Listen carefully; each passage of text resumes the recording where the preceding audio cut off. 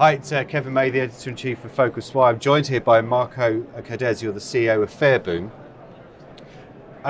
You've had a fairly interesting ride in there, it would be fair to say, with the Dragons when you were discussing about what Fareboom is and how you've been doing it. And you know, as we were just talking just now about you're in the black and you do all these kind of things, but you had a fairly frustrating experience. Why is that?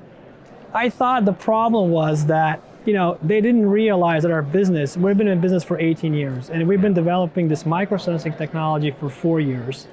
And it's been very successful for us. And we threw out a lot of statistics, a lot of numbers, like, our technology increases per user conversion rate by a factor of 2.5.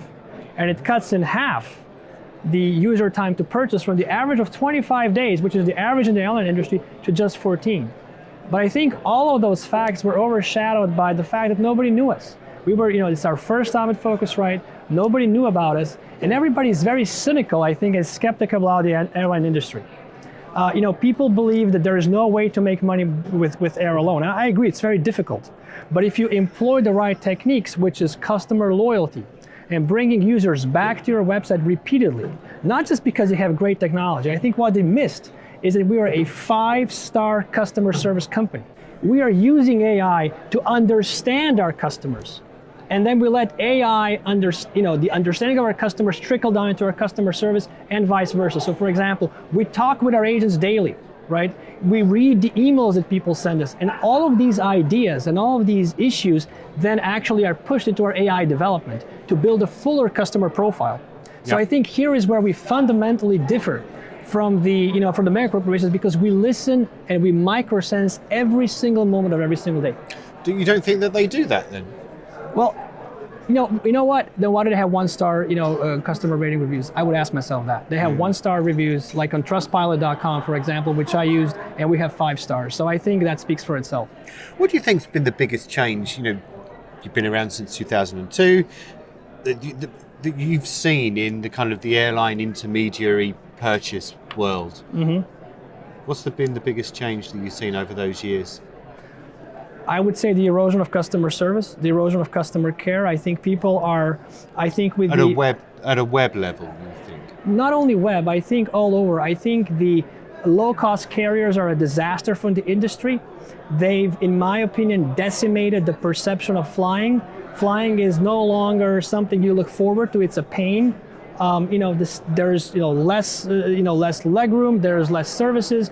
People are getting tricked now with these basic fares to Europe.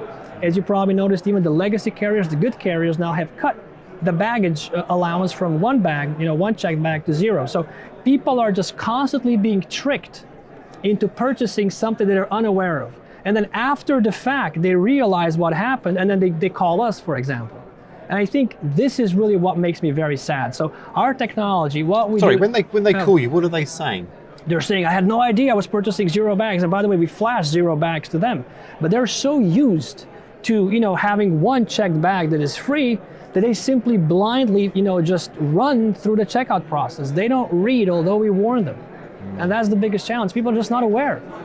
And that's where people get upset afterwards. So how do you've got your approach, you've got your opinion on the competition and the ones that have got a lot of marketing money. And sure, of course. As you said, I actually quite like your About Us page. It's quite amusing. You're talking about the ability to spend, I think it was burning marketing dollars. I think a lot of money that's being wasted, that's right. But where does this all go?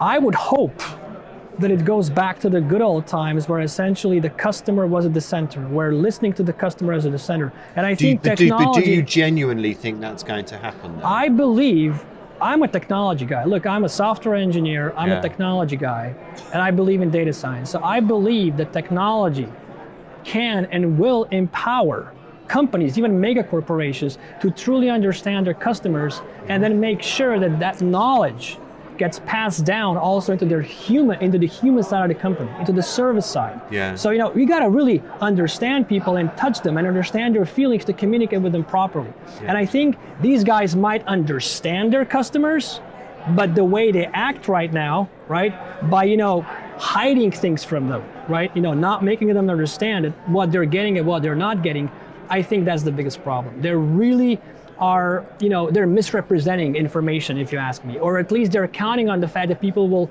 miss certain things, and they'll say, oh, by the way, I told you or I showed you, but it's too late, right? Yeah. And they say, oh, by the way, you got to pay extra. So that's the challenge, I think. Hopefully it'll change, and the customer will be truly made great again. I think that's what needs to happen. For someone who's so angry, you've actually ended on quite an optimistic message. I'm always an optimist. I think if you're a business owner, you got to be an optimist. If you want to change things, you got to believe in change. Right. And absolutely, I'm a great believer in change, and I'm certain that technology is the way forward. It certainly is, but it's not technology alone. We need CEOs, we need people who are around the CEOs who actually care about people. Right. I think that's the key. They, treat others like you want to be treated yourself. And that's what really, just good old-fashioned morals, I think, need to prevail. And I think we're allowed live in a dark era where everybody's cynical, everything is fake. And I think we really just need to look deep into our hearts and just be who we want to be, and project ourselves to the world as good people, which I certainly believe we are. Okay, Marko Cadez, thank you very much for joining us. Thank you. Well, thank you, my pleasure. Thank you.